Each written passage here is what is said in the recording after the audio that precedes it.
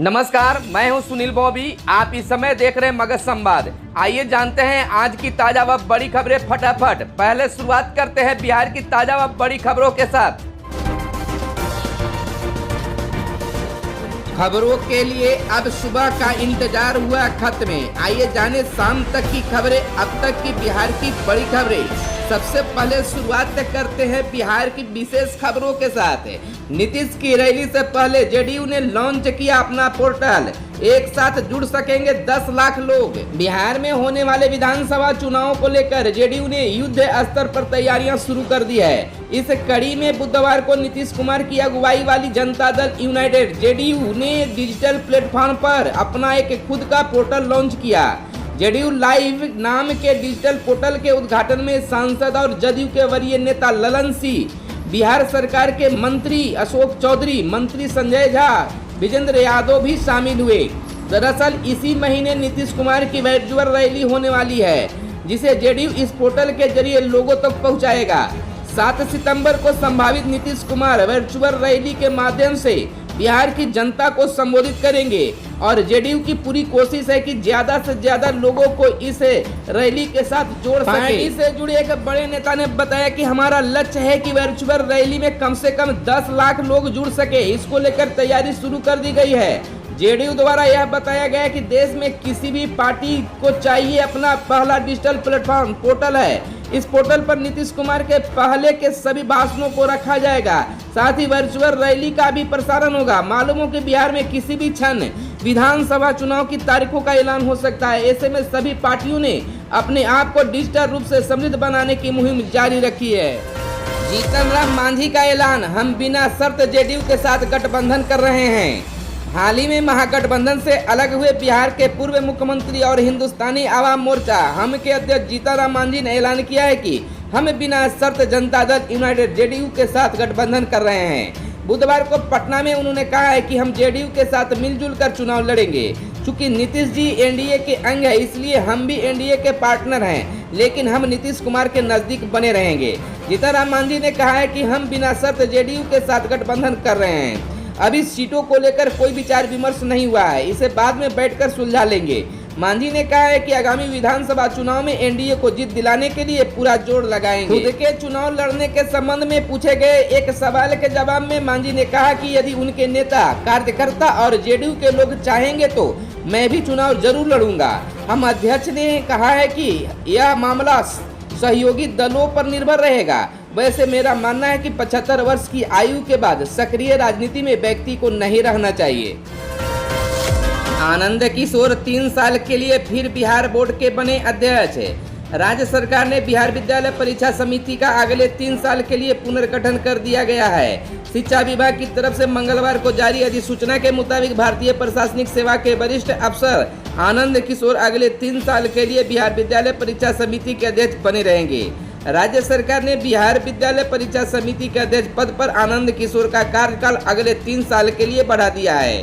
शिक्षा विभाग ने इसकी अधिसूचना जारी कर दी है। 7 सितंबर को नई शिक्षा नीति पर होगा मंथन। राष्ट्रपति 7 सितंबर को नई शिक्षा नीति पर राज्यपाल और कुलपतियों के संग चर्चा करेंगे। इसके लिए जरूर ब्लू प्रिंट राज्यों को भेज दिया गया है। इस वेबिनार में राष्ट्रपति नई शिक्षा नीति को लागू करने के लिए राय लेंगे। आधिकारिक जानकारी के मुताबिक 1-2 दिन में इस संबंध में औपचारिक निर्देश जारी कर देंगे। जानकारी के मुताबिक वर्चुअल मीटिंग में प्रदेश के सभी कुलपति भागीदारी करेंगे। विशेष बात यह है कि प्रत्येक कुलपति अपने सुझावों का ब्लूप्रिंट तय कर रहे हैं। इस वर्चुअल मीटिंग में राज्य शिक्षा विभाग के वरिष्ठ अफसर भी शिरकत कर सकते हैं। आधिकारिक जानकारी के मुताबिक इस वर्चुअल मीटिंग में राज्य शिक्षा आयोग के गठन के संबंध में जरूरी कवायद की जाएगी। राज्य शिक्षा आयोग के गठन के लिए रायशुमारी हो सकती है। 21 सितंबर को आएगा जेईई का रिजल्ट। एसएससी नई दिल्ली ने अपनी 3 परीक्षाओं के परिणाम की संभावित तिथि मंगलवार को घोषित की। आयोग की वेबसाइट पर जारी इन 3 परीक्षाओं में 2018 में ली गई जेईई और संयुक्त स्नातक स्तरीय परीक्षा और 2019 में ली गई मल्टी टॉक्सिन परीक्षा शामिल है। जेईई परीक्षा 2018 के रिजल्ट की संभावित तिथि 21 सितंबर, संयुक्त स्नातक स्तरीय परीक्षा 2018 टीयर 3 की 4 अक्टूबर और मल्टी टॉक्सिक स्टॉप परीक्षा 2019 की 31 अक्टूबर तिथि बताई गई है। बीपीएससी के अगले माह 65वीं मुख्य परीक्षा। नए अध्यक्ष के योगदान देते ही तेज हो गया आयोग का कामकाज। 64वीं बीपीएससी का साक्षात्कार व 65वीं मुख्य परीक्षा का आयोजन अगले माह होगा। आयोग की प्राथमिकता सूची में पहले स्थान पर होने के बावजूद इन दोनों का आयोजन इसलिए नहीं हो पा रहा था कि पिछले 42 दिनों से आयोग अध्यक्ष विहीन था।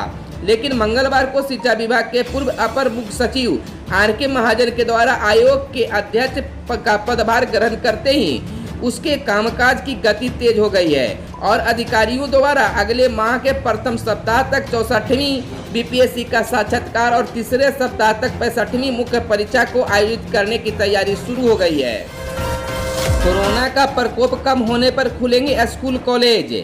नए प्रधान सचिव ने संभाली शिक्षा विभाग की कमान। गुणवत्तापूर्ण शिक्षा का माहौल देंगे, बेहतर आउटकम लाएंगे, संजय कुमार ने दिया बड़ा बयान। बिहार में कोरोना का प्रकोप कम होने के बाद स्कूल कॉलेज खोले जाएंगे। हालांकि उसके पहले स्थिति की पूरी तरह समीक्षा की जाएगी।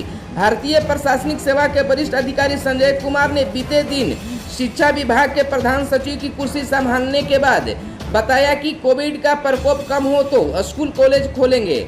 आपको बता दूं कि कोरोना संक्रमण से बचाव को लेकर गत 23 मार्च को देश भर में पहले चरण का लॉकडाउन लागू होने के पहले 14 मार्च से ही राज्य के स्कूल कॉलेजों सहित सभी कोटि के शिक्षण संस्थानों को संचालित करना बंद कर दिया गया था। स्कूली बच्चों की पढ़ाई दूरदर्शन एवं पोर्टल के माध्यम से यूनिवर्सिटी कॉलेजों में ऑनलाइन पढ़ाई की व्यवस्था चल रही है। एक बार फिर से सरकार का बड़ा फैसला, पबजी समेत 118 मोबाइल ऐप पर लगाया गया बैन। केंद्र सरकार ने पबजी समेत 118 मोबाइल एप्लीकेशन पर बैन लगा दिया है। केंद्र सरकार ने सूचना प्रौद्योगिकी मंत्रालय ने बुधवार को पबजी समेत 118 ऐप पर बैन लगाया है। बता दें कि सरकार का ये फैसला ऐसे समय आया है जबकि लद्दाख में भारत और चीन के बीच तनातनी एक बार फिर से बढ़ी है। इससे पहले जून में चीन के साथ हुए तनाव के बाद सरकार ने कड़े कदम उठाते हुए टिकटॉक, हेलो समेत 92 ऐप्स पर बैन लगाया था। वहीं एक बार फिर से भारत सरकार ने पबजी सहित 118 ऐप पर बैन लगा दिया है। खबरों में आज बस इतना ही। धन्यवाद।